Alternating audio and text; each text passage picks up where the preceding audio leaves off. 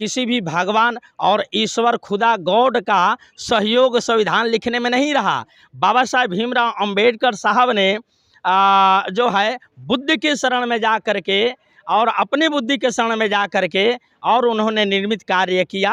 इसलिए कहा है ग्रेट एटीट्यूड, सोचने की महान तरीका डेवलप किया। और लोग को भी कहा कि एजुकेशन, जिस समाज से आप एजुकेटेड पर्सन हो उस समाज के सामाजिक समझ, राजनीतिक समझ रखो। जब उस पावर के तहत देश को बचाने के लिए हम लोग एकजुट हो गए हैं, चल दिए हैं। ये मुद्दा होती है नेताओं का। बाबा साहेब भीमराव अंबेडकर साहब ने कहा कि ईश्वर से उच्च सर्वोच्च शक्ति पर भी तुम विश्वास तथा भरोसा मत करो। एक तरफ नकारा तो एक तरफ उन्होंने कहा कि आत्मविश्वासी, आत्मनिर्भरता और आत्मशक्तिवान बनने के काम करो। क्योंकि क्या लग रहा है 2024 में? 2024 में जल्लादी सरकार है वो भागेगा और समाजवादी सरकार आएगा। दोस्तों नमस्कार, आप देख रहे हैं बहुजन शक्ति बिहार और आपका साथी मैं हूं शिव कुमार। मैं अभी बिहार के राजधानी पटना में हूं और बौद्ध बिहार में हूं। यहाँ हमारे बीच मीरा यादव जी है और बौद्ध बिहार में अभी यह उपस्थित है। आने की क्या वजह है, हम तमाम मुद्दों पर जानने की प्रयास करते हैं। बहुत बहुत स्वागत है आपका मीरा जी।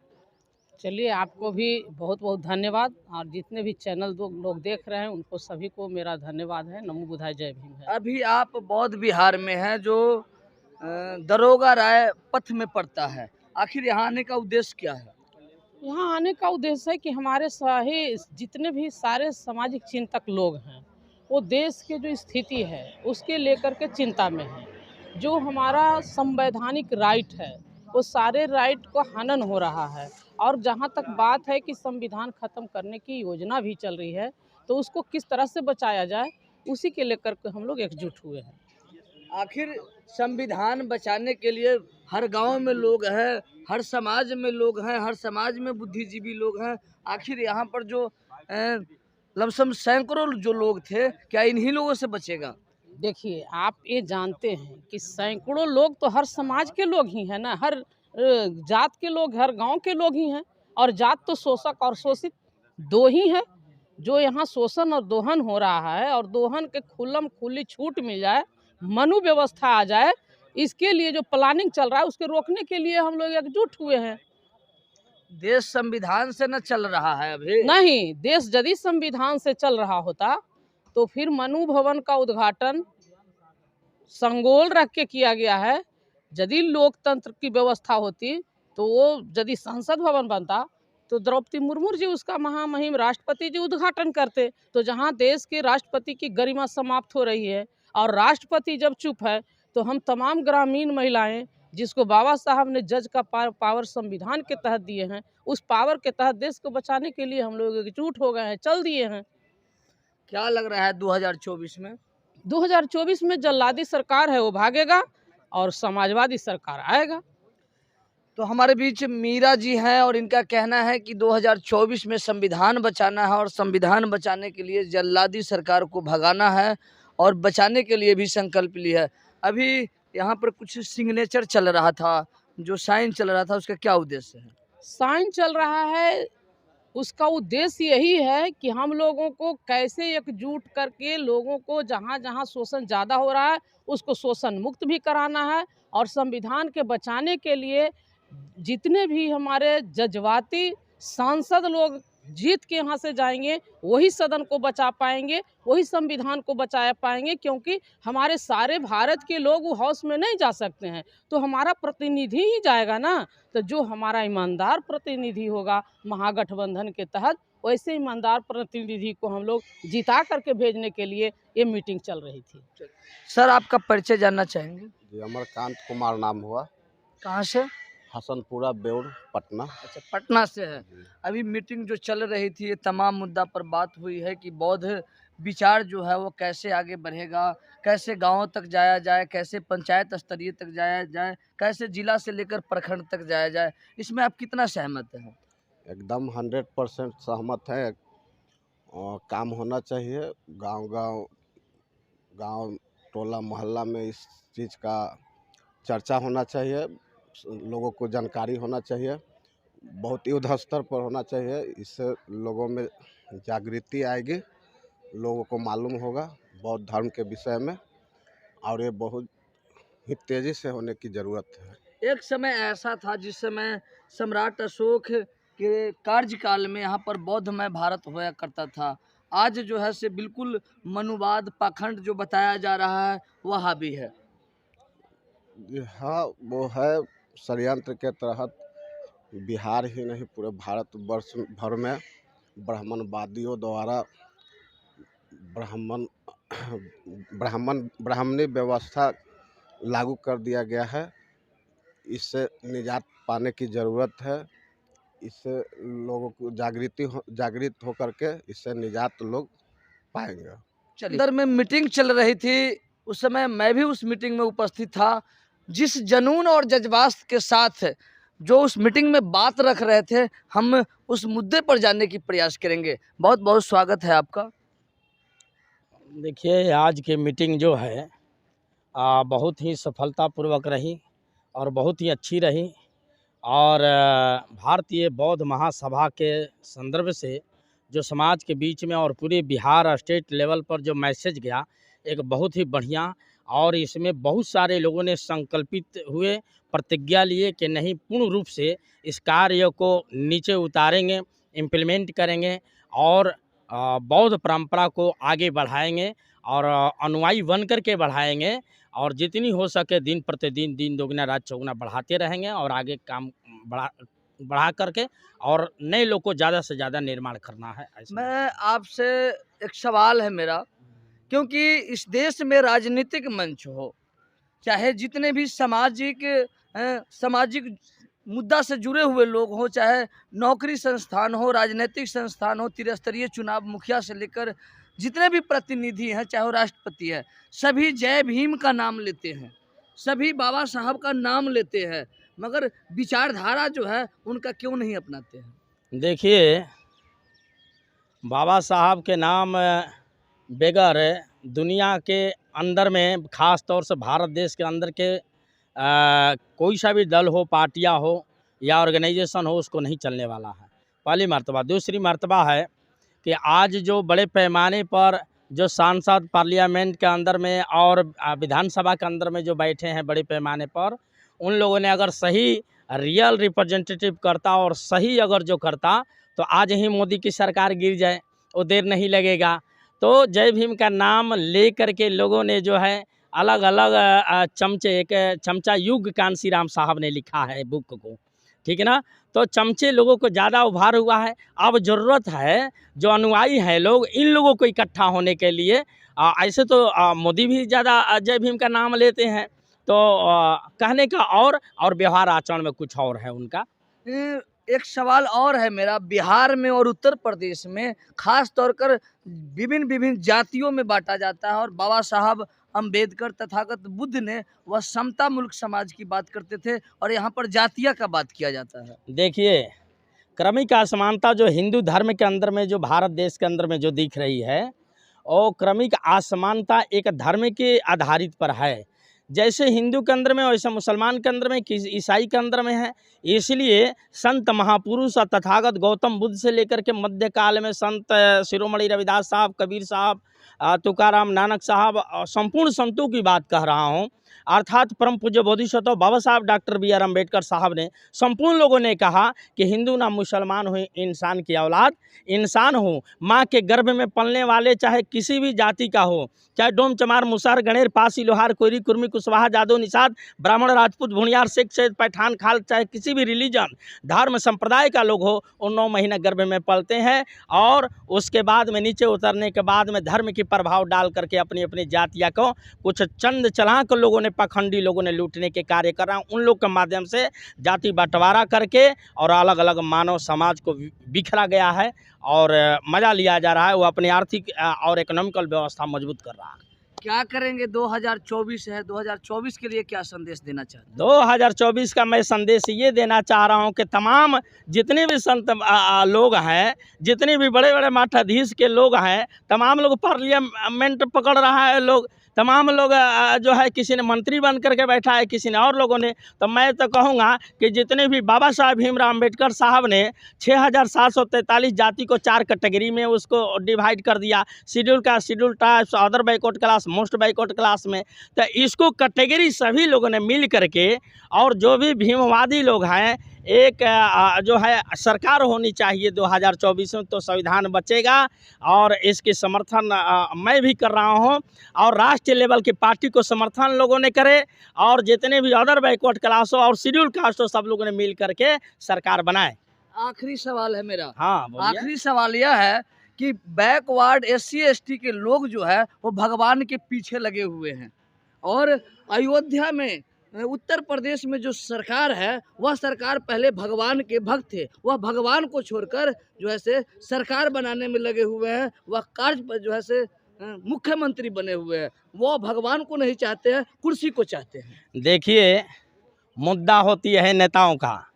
बाबा साहेब भीमराव अम्बेडकर साहब ने कहा कि ईश्वर से उच्च सर्वोच्च शक्ति पर भी तुम विश्वास तथा भरोसा मत करो। एक तरफ नकारा तो एक तरफ उन्होंने कहा कि आत्मविश्वासी, आत्मनिर्भरता और आत्मशक्तिवान बनने के काम करो, क्योंकि किसी भी भगवान और ईश्वर खुदा गॉड का सहयोग संविधान लिखने में नहीं रहा। बाबा साहेब भीमराव अम्बेडकर साहब ने जो है बुद्ध के शरण में जा कर के, और अपनी बुद्धि के शरण में जा कर के, और उन्होंने निर्मित कार्य किया। इसलिए कहा है ग्रेट एटीट्यूड, सोचने की महान तरीका डेवलप किया। और लोग को भी कहा कि एजुकेशन, जिस समाज से आप एजुकेटेड पर्सन हो, समाज के सामाजिक समझ, राजनीतिक समझ रखो। जब इतनी समझ में आ जाए तो सरकार बहुजन की बनेगी, कोई रोकेगा नहीं।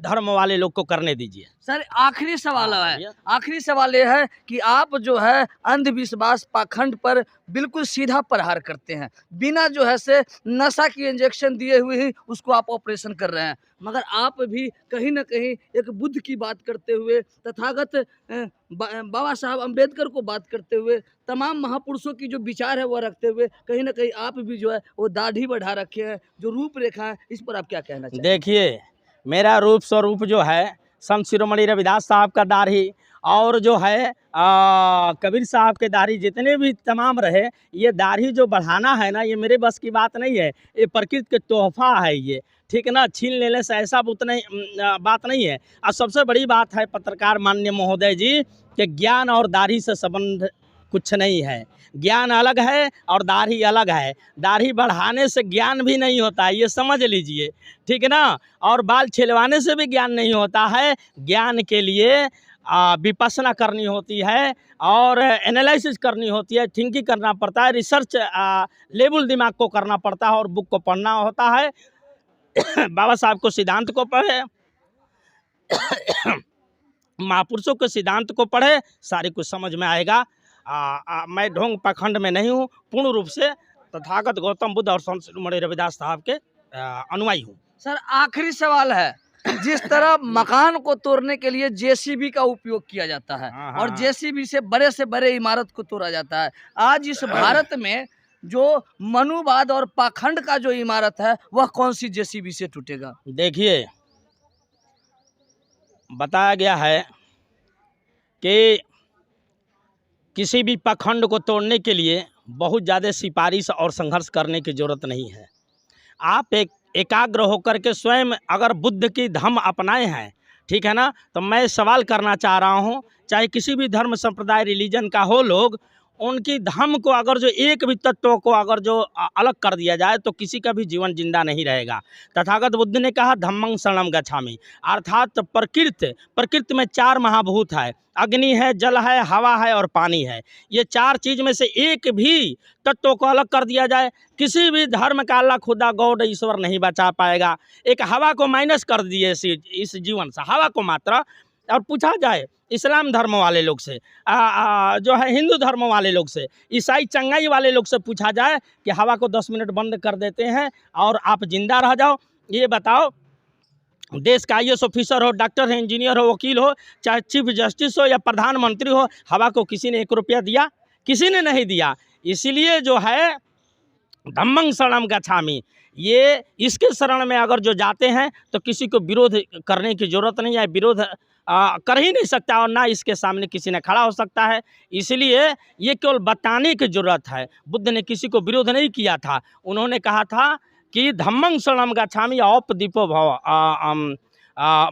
अपोदीपो भव, अपने शरण में जाओ, अपना दीपक जलाओ।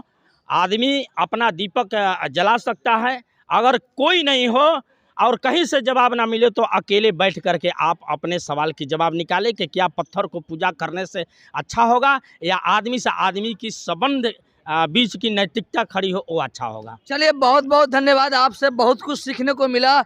मगर हमने जो मनुवाद और पाखंड की, जो जेसीबी की बात की थी, आपने पूरे विख्यात से बताया है। मगर मैं अपने श्रोता को बिल्कुल संक्षेप में बताना चाहूँगा कि दूसरा जेसीबी वह कोई और नहीं है बल्कि हमारे महापुरुषों ने हमें बता कर गया है, बुद्धि बता कर गया है। और वह महापुरुष जो है वह मानो जेसीबी, मानो जेसीबी में 3 शब्द होते हैं। जे से ज्योतिबा फूले, सी से सावित्रीबाई फूले और बी से बाबा साहब अम्बेडकर। अगर इन 3 महापुरुषों को जो जान लेगा वह जेसीबी जो है से बन जाएगा और अंधविश्वास, मनुवाद, पाखंड को अपने दिल और दिमाग से निकाल लेगा। चलिए, हमारे बीच हमारे अभिभावक हम जानने की प्रयास करते हैं। बहुत बहुत स्वागत है सर। इनकी नाम की परिचय ले मेरा लिया कीजिए। मेरा नाम डॉक्टर हरिशंकर प्रसाद है। मैं भागलपुर से आया हूँ नाम ले लिया कीजिए जी। और हम अभी ये जो ज्योतिबा फुले संस्थान में ये मतदाता जागरूकता अभियान मंच में शामिल हुए हैं। इसी सिलसिले में यहाँ बौद्ध विहार में यहाँ जो है मीटिंग में अटेंड करने का मौका मिला और ये बहुत ही अच्छा लगा यहाँ विचार विमर्श से। सर, अभी जो आप बता रहे थे कि जो अंबेडकर भवन में मतदाता जागरूकता अभियान, क्या होता है वो?